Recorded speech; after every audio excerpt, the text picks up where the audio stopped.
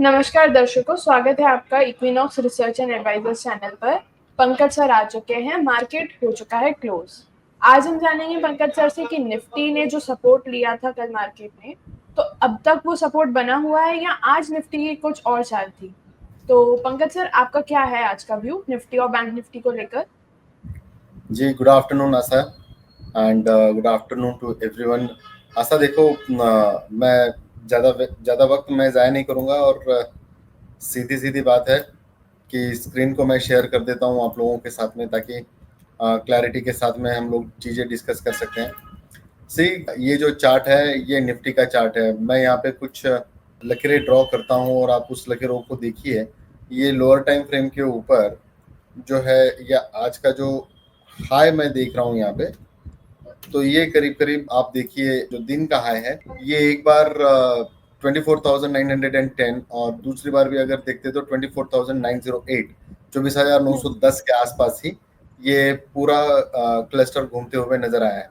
अगर मैं दूसरे लाइन की अगर मैं बात करूं यहाँ पे, तो आप देखिए जिस लेवल पे अगर मैं लोअर जो लाइन में ड्रॉ किया हूं, आप देख सकते हैं कि 24,840 की रेंज का है, मतलब 60 पे आके ये बंद हुआ है। और आप देखिए आज पूरा दिन लगभग आप देखिए 11:30 के बाद में जो मार्केट ने साइडवेज मूवमेंट देना शुरू किया, वो completely through out the day ये एक जोन में रहा हुआ है। आप यहाँ पे देख सकते हैं कि ये 20 डेमा के आसपास आकर ये सपोर्ट किया और यहीं आकर ये क्लोज हुआ है।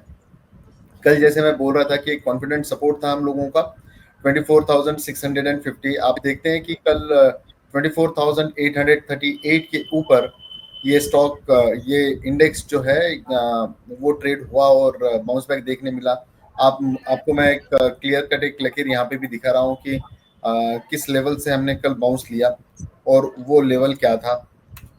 जिस प्रकार से मैंने 650 की लेवल का जो जिक्र किया था, वो आपको देख सकते हैं 655, और यहीं के आसपास होकर ये जो चलना शुरू हुआ वो आज कंसोलिडेशन में गया। ये रही निफ्टी की चाल। और बैंक निफ्टी भी देखते हैं तो थ्रू आउट द डे आप देखो, मेरा कर्सर जहां जहां घूम रहा है पूरा, ये आज दिन की मूवमेंट है। और एक बहुत ही नैरो रेंज के अंदर हम लोगों ने बैंक निफ्टी को विटनेस होते हुए देखा है। आप देख सकते हैं कि अगर ऊपर की रेंज अगर देखते हैं तो 56,350, और अगर लोअर रेंज देखते हैं तो 56,265, मतलब 250 समझ लिए मोटा मोटी। और थ्रू आउट द डे ये 250 और 350 की रेंज में ही इसने जो है वो ट्रेड किया, लेकिन आखिरी के 15 मिनट के अंदर, आधे घंटे के अंदर एक थोड़ी बहुत गिरावट परसिस्ट होते हुए दिखी और 200 की रेंज पे आके ये पूरा बैंक निफ्टी क्लोज हुआ। अगर हम लोग सही मायनों की अगर बात करेंगे पूरे दिन में, तो 150 पॉइंट की जो मूवमेंट है, जो पूरी रेंज बाउंड थी, जो पोस्ट 11:30 के बाद की जो मूवमेंट थी, वो पूरी की पूरी एक सीमित दायरे में 150 पॉइंट्स के इर्द गिर्द वो घूम रही थी। तो ये बैंक निफ्टी का रहा। आस्था, एक बात हम लोगों को समझनी होगी कि कल ये मूव्स इतने नैरो क्यों आ रहे हैं, ये बहुत जनों का सवाल भी आता है और ट्रेड्स के लिए भी बहुत सवाल आए हैं आज। लेकिन ऑनेस्टली बताऊं कि इतने रेंज बाउंड मार्केट के अंदर आप लोग अगर ट्रेड करेंगे और अगर प्रीमियम्स जो है वो चौकी होते जाएंगे वहां पे, तो ऑप्शंस में ट्रेड करने में कोई मतलब नहीं है। इवन इंडाइसेस में ट्रेड करने में कोई मतलब नहीं था। जी। बहुत बड़ा रीजन है कि आज फेड का आउटकम आना है जो रात में 11:30 बजे के आसपास आएगा। और कल सुबह अपने मार्केट ओपन होने से पहले जापानीज बैंक का जो डेटा है और उनका जो इंटरेस्ट रेट की बात चल रही है, उसके ऊपर भी आउटकम आना है। मतलब आज मार्केट खत्म होने के बाद में यूएस मार्केट का आउटकम आना है इंटरेस्ट रेट का, और सुबह में अपना मार्केट खुलने से पहले जापानीज बैंक का आउटकम आना है। तो ये दोनों के इम्पैक्ट जो है, और ये हाई वोलेटिलिटी डेटा है ये, तो ये दोनों के इम्पैक्ट जो है मार्केट खुलते के साथ में हम लोगों को देखने मिलेंगे। अगर टेक्निकली अगर मैं देखूं यहाँ पे, तो मार्केट के अंदर गिरावट का जो दौर है वो थोड़ा सा और भी ज्यादा परसिस्ट हो सकता है यहाँ पे। लेकिन सपोर्ट्स के साथ में अगर हम लोग थोड़ा सा प्ले करेंगे वहां पे, और मार्केट खुलने के बाद में अगर हम लोग ट्रेड करने की कोशिश करेंगे, अगर आप हेजिंग में नहीं है, तो वो थोड़ा सा ज्यादा बेहतर होगा। ये चीज समझना होगा। डेटा ड्रिवन मार्केट हो चुका है। एक दो दिनों के अंदर ये सब चीजें क्लियर हो जाएगी, तब हम लोगों को पता चलेगा कि आगे किस तरीके का व्यू बनाना है। राइट। जी सर, जैसा कि आपने कहा कि गिरावट परसिस्ट हो सकती है क्योंकि मार्केट में जो वॉलेटिलिटी है, डेटा ड्रिवन मार्केट हो गया है और अब फेड का भी आउटकम आना बाकी है। तो जैसे सर हम देखते आ रहे थे कि पिछले हफ्ते जैसे गिरावट आई निफ्टी में, वो आईटी स्टॉक्स के प्रेशर के कारण आई। तो हल्का सा जो सपोर्ट मिला है निफ्टी को, वो किस रीजन से मिला है? कुछ अच्छे परफॉर्मर्स थे मार्केट में? जी देखिए, कल हम लोगों ने डिस्कस भी किया था कि सीपीएससी इंडेक्स कल अच्छा खासा चला है। आज भी थोड़ा बहुत सीपीएससी ने सपोर्ट दिया है। सीपीएससी में क्या है कि सीमेंस है, क्यूमिंस है, एबीबी जैसे स्टॉक्स है, इन स्टॉक्स ने थोड़ा सा सपोर्ट किया। आईटी ने आज अच्छा खासा परफॉर्म किया।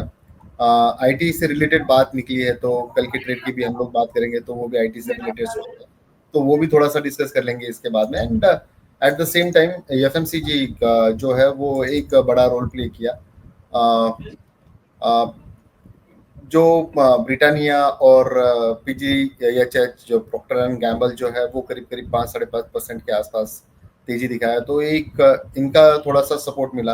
और एट द सेम टाइम अगर हम लोग थोड़ी सी ड्रैगिंग की बात करते हैं तो मार्केट के अंदर जो ड्रैगर साबित हुए हैं वो रियलिटी आज भी ठीक नहीं चला, और पीएसयू बैंक्स भी आज अच्छा खासा परफॉर्म नहीं कर पाए हैं। तो ये चीजें थी। इवन टूरिज्म, मीडिया, ऑटो, ये भी बहुत सबड्यूड से रहे हैं पूरे through out the day.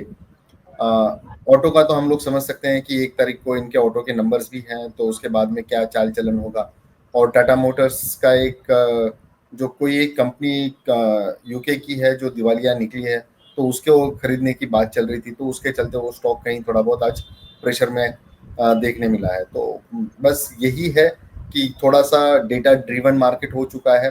Data के साथ में फिर टेक्निकल्स में हम लोग क्या कॉम्बिनेशंस लगा सकते हैं, तो वो हिसाब से ट्रेड करें। जी सर, तो डीआईआईज भी मार्केट को कहीं ना कहीं सपोर्ट कर रहे हैं ना आपके अकॉर्डिंग?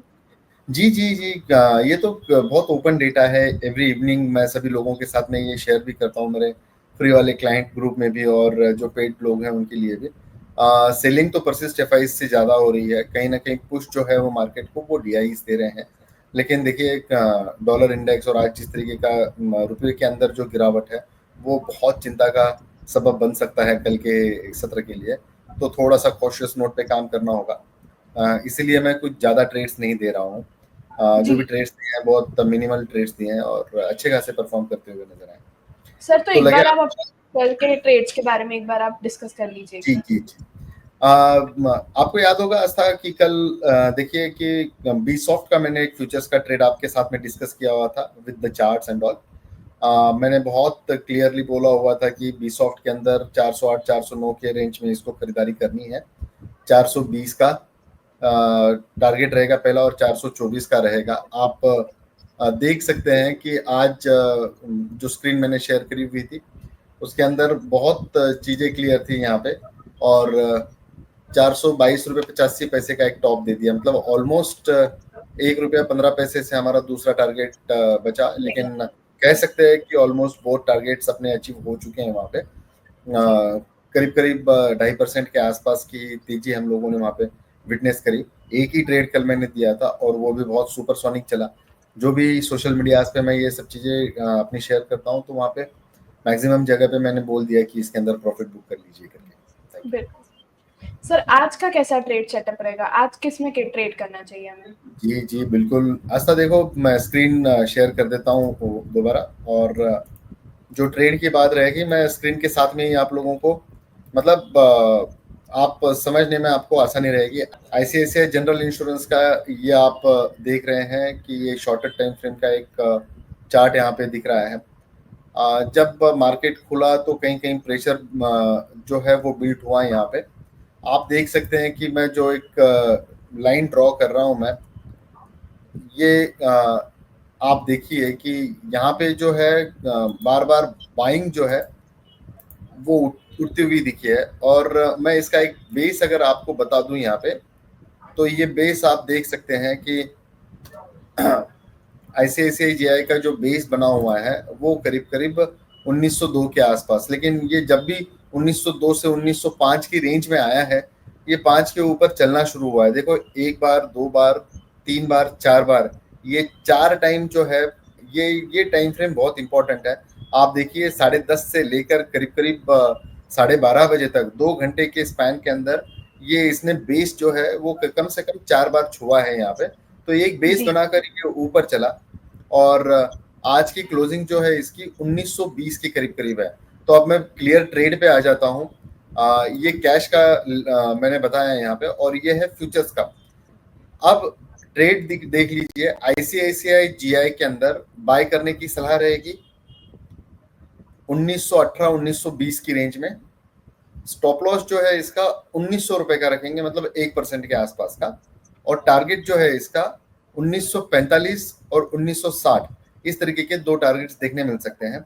ओवरऑल जो है इंश्योरेंस के पूरे सेक्टर में एक अच्छा खासा यूफोरिया देखने मिला। इवन NIICL के अंदर भी एक अच्छी खासी मूवमेंट हम लोगों ने विटनेस करी हुई थी, और सिमिलरली इस स्टॉक के अंदर भी एक अच्छा खासा एंटिसिपेशन होते हुए नजर आया है।